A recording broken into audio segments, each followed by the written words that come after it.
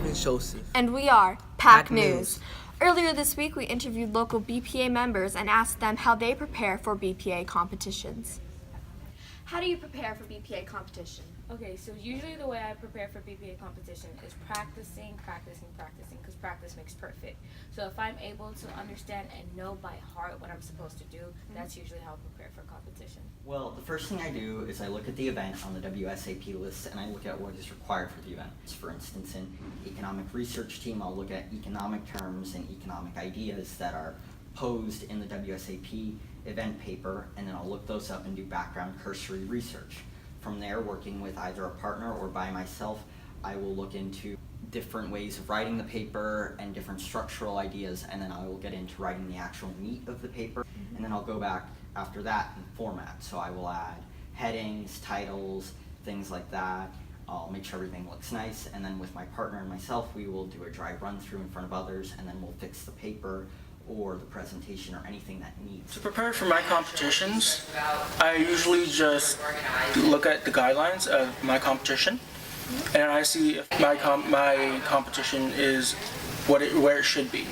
So, for example, what I do is I have a website design team, and what I usually do is I look at my website and I look at the competition guidelines and see if parts of my website are up to becoming number one. What that usually comprises of is me also talking to my fellow competitors in the club.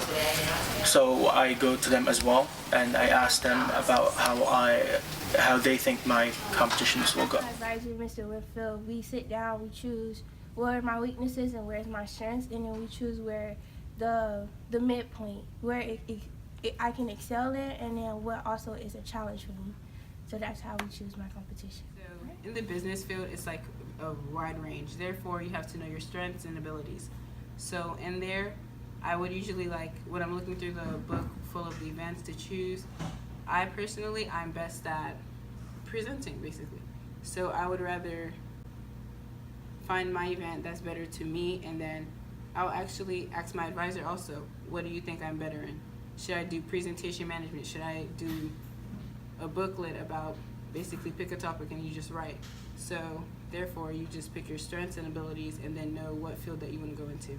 Well, I asked my advisor, Mr. James Whitfield, and he knows my strengths and weaknesses, and I know my strengths and weaknesses. So by that helps in trying to choose what category or what I should do or what I should compete in the competition.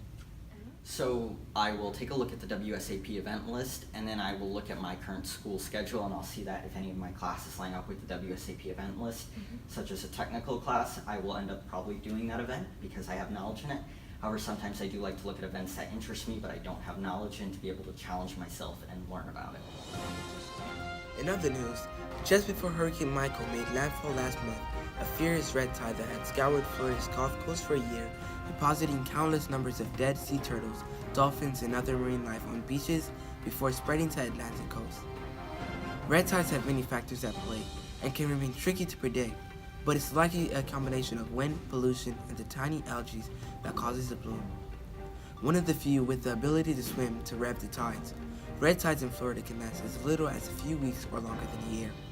During the bloom, they produce deadly toxins that can kill fish and make shellfish dangerous to eat, causing many seafood-based restaurants to temporarily close during this red tide.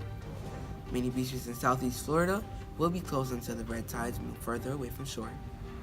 Now, here's a clip of next week's episode of The Bachelor. Yourself. Like, I will understand what you're talking about. He doesn't even love you.